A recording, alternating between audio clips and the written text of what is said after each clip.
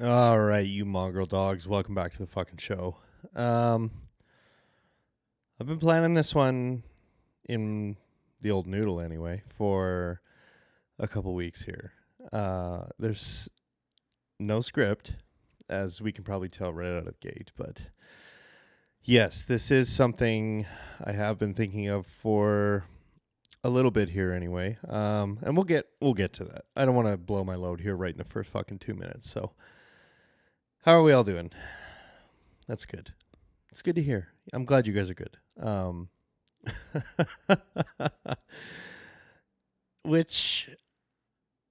Okay. Let's do a little housekeeping first. Where am I at? Because while this podcast is, you know what, too, this is an entirely sober one.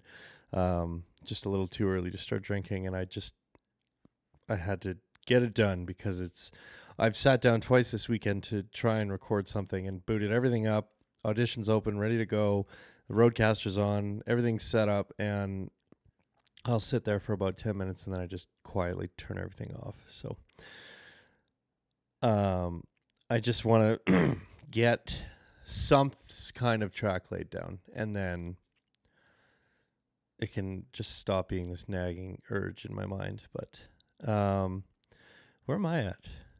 Because while this whole show is about me and my fucking problems, I don't know that we haven't done a State of the Onion here in a little bit. So, and this kind of comes to mind because I was talking to the Frenchman last week, and we hadn't talked in a little bit, and he just he looked at me and he just said, how you doing, buddy? And I was like, I'm good. And he was like, are you good? Or are you like, oh, I'm good? And I was like, fuck you, man. First of all, I can't just be good despite everything else, like tomato potato, I guess. But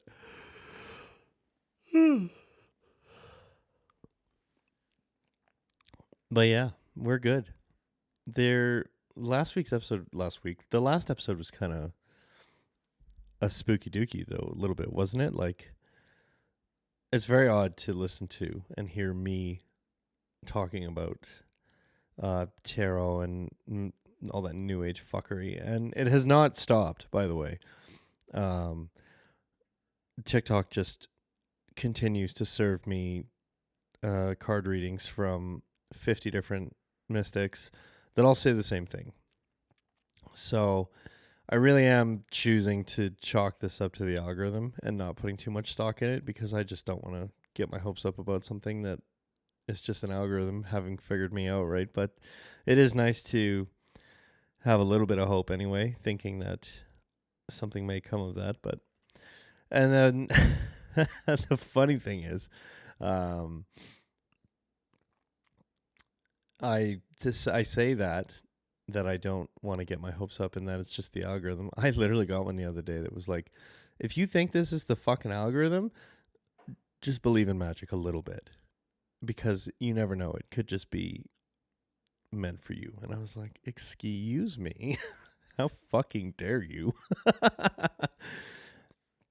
So, speaking of last episode and just tarot in general, we do have a little follow up about that.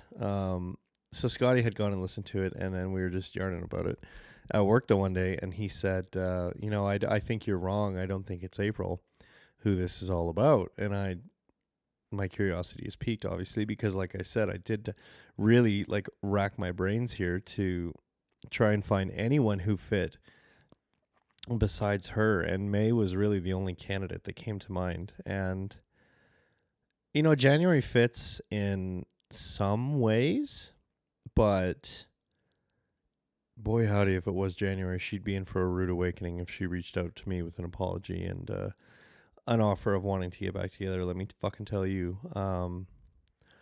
But yeah, Scotty had a theory that it's not April, it's not May, it's not January, it's Carl. And I had a good chuckle at first because I was like, oh, I never really considered that. And then I kind of looked at him and I was like, but it's not her. It can't be her. And he said, from everything you said, it sure sounds like it could be her. And I said, well, I didn't go through everything that it says in all these readings and this, that, and the other. Like, it doesn't fit her super well. And even if it was her, if it was a tarot reading that brought us together like that, she would have some serious fucking issues with that. So that alone is enough to make me think, like, oh, it's not Carl. And then, it would, I don't know how to say this without kind of sounding mean, but like, it would be nice if it was someone like Carl, but at the same time, like, and this is what I told Scotty, like, that's not how I want to live my life anymore. That kind of relationship is not what I'm looking for.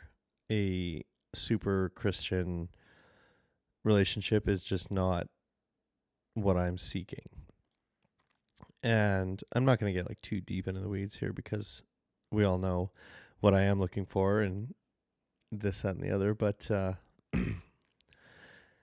it's an interesting thought, and it's cool to get like an outside perspective too, because I never would have even considered Carl, just based on what was the content of these card draws and shit. It really, in my mind, could only be April or May, and May's like a far second, just because it doesn't fit that well to her, but it pretty well fits.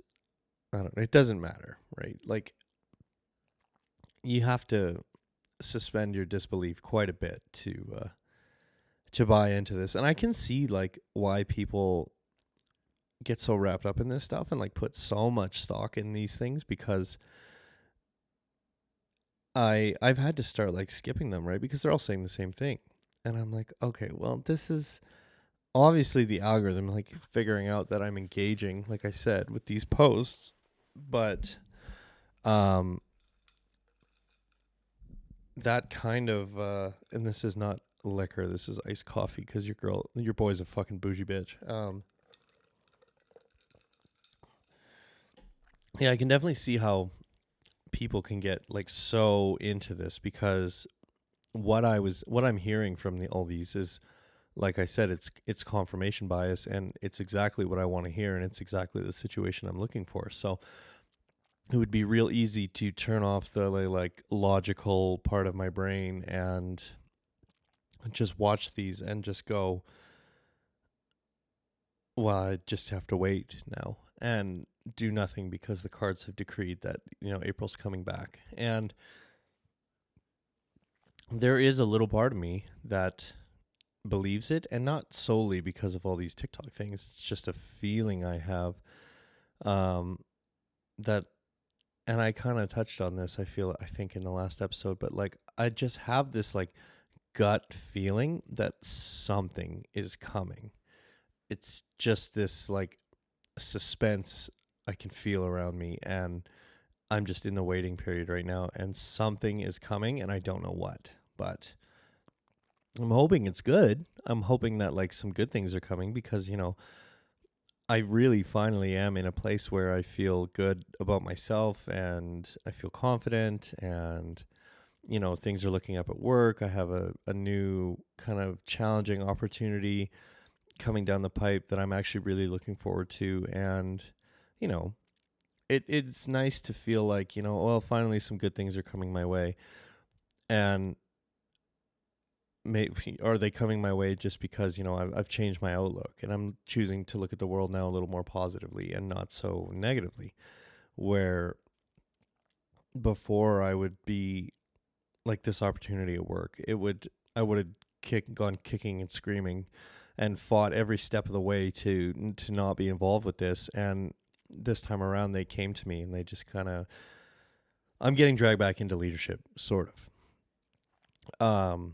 We have a job that's for 6-story towers, condo building, apartments, something, with a community center in the middle. And they've tapped me to run 2 of the towers, and they'll get another guy to run the other 2 towers. And then Scotty will oversee the whole kit and caboodle, all 4 buildings in the community center. So that is going to be my home for the next 2 or 3 years, I think.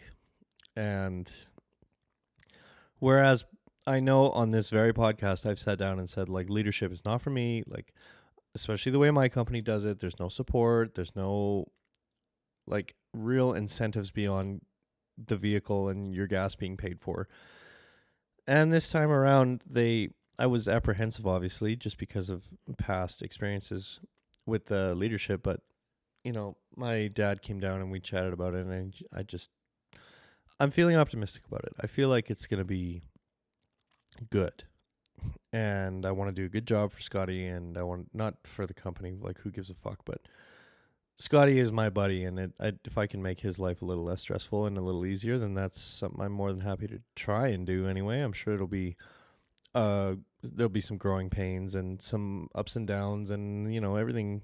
It's all learning, which is what I like to kind of strive to do. So that is going to be very interesting, and that is starting soon.tm. Who knows when, right? But so for now, I'm just living in Dre's back pocket, helping him out as much as I can. But yeah, I don't know. Life is good, right? And like we're learning to be alone, and it's going fairly well because we're not starting from zero here, right? Like, even after April and I had ended things and I was careening my way through the dating pool, that whole time, even when I was with Autumn and New Girl and things were pseudo good, I still felt very, very alone.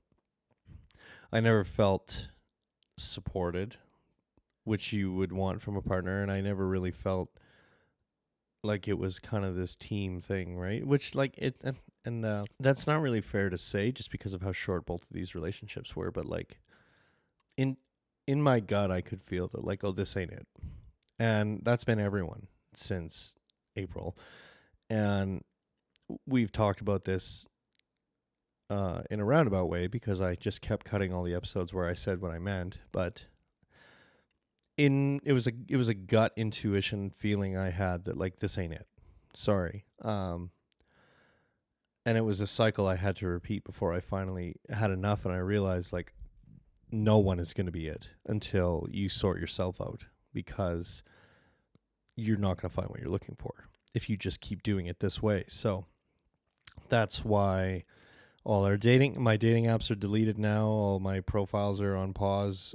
And I'm just kind of, coasting through doing me, figuring myself out. And I've come very far from where I started. And this is kind of the last hurdle, right? Is this, like, insane need I have to have a partner and just be with somebody. And I've just never really been okay with being alone. So that's like the last big hurdle I feel.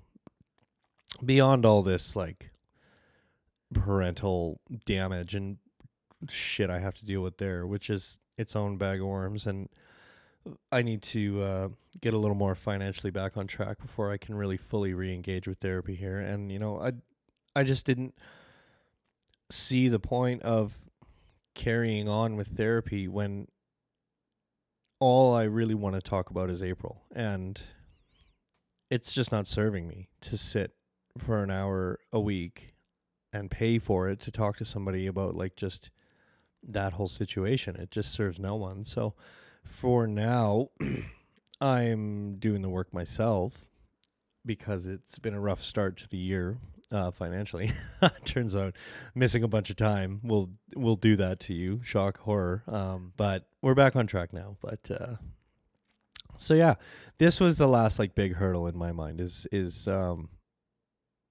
is being okay with not being with somebody. Just being okay being single. And it's a good little lesson to learn, I guess, because the last time I really was single was when I was, like I said, I was 18 to 25. And that whole time, I was just mad at the world. And I was mad that nobody loved me and nobody wanted to be with me. And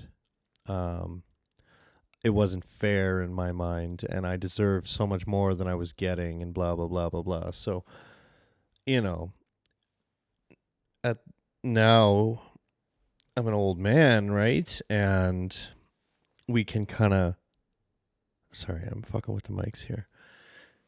I'm old now, and I can't, well, old is a relative term, but I feel old some days. So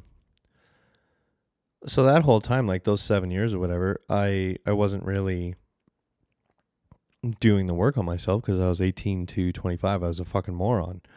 And I was getting shit-faced every night, and I was out at the bar and just mad at the world, and it just got me nowhere fast. So now I'm older and more tired, and I just don't have the patience anymore for any kind of tomfuckery. So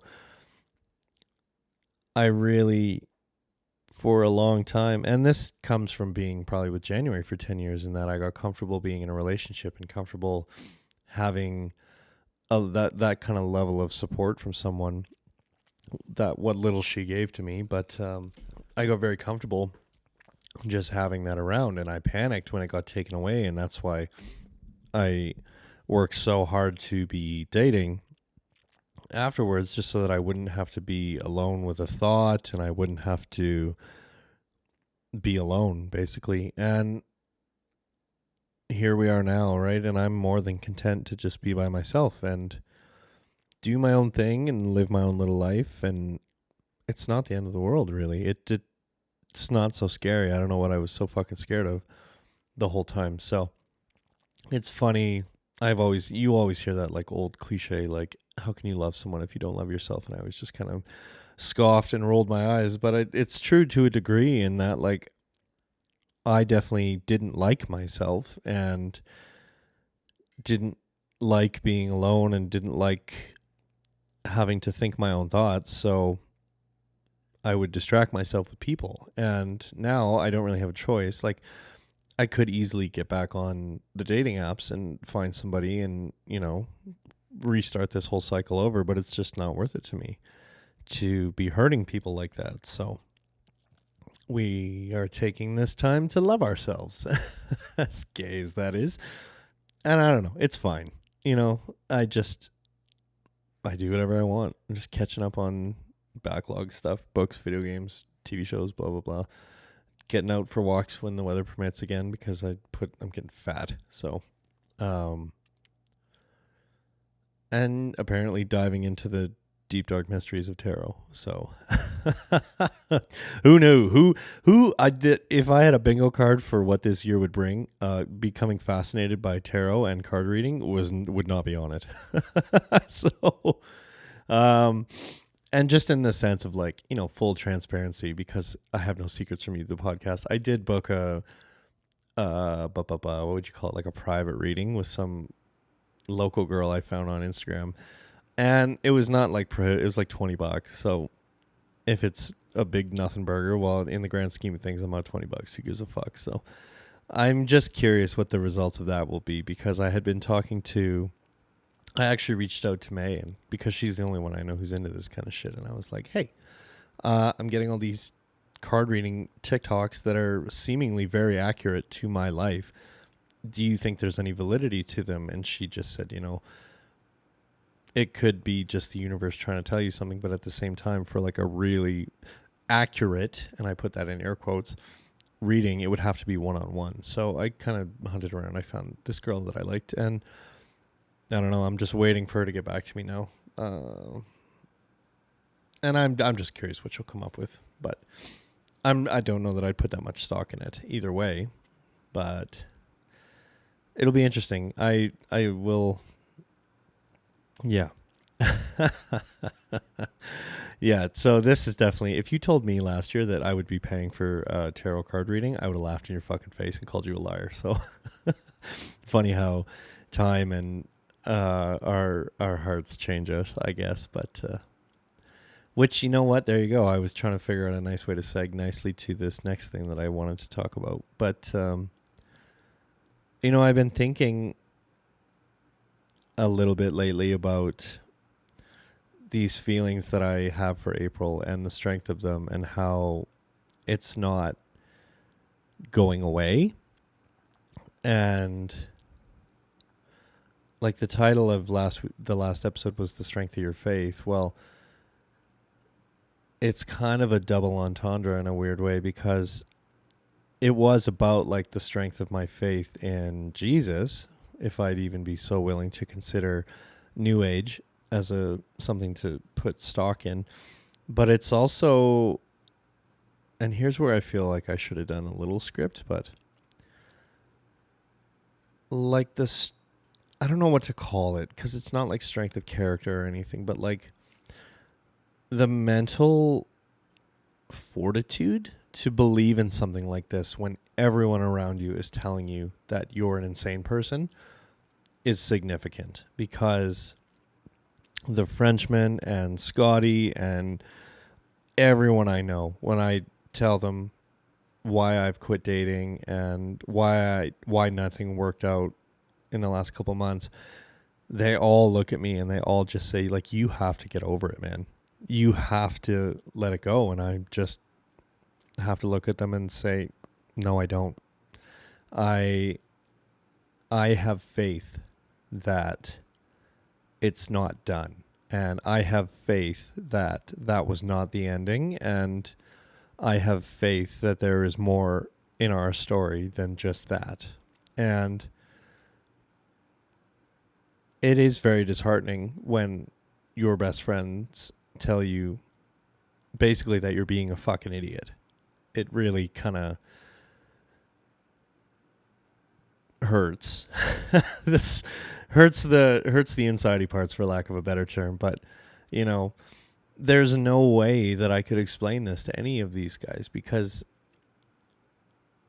we approach the world with different mindsets.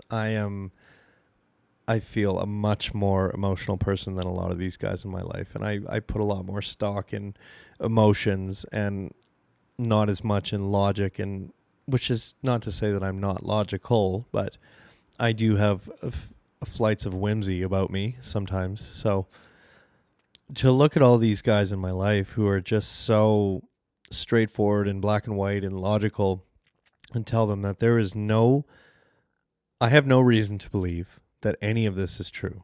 It could be nothing, but in my gut, I feel that I just have to have faith, and it'll be on me if I'm wrong and I look like a fucking idiot. And you know what? If I am wrong, it's not a loss at all, because I got time to be by myself and to figure myself out and to learn about myself and work on a lot of the things that I needed to work on by being alone. So it's not a loss by any stretch of the imagination. But to look at these guys who just don't see the world the way that I do and say, I have faith that there is something more coming, and you can't take that away from me and you can't talk me out of it, is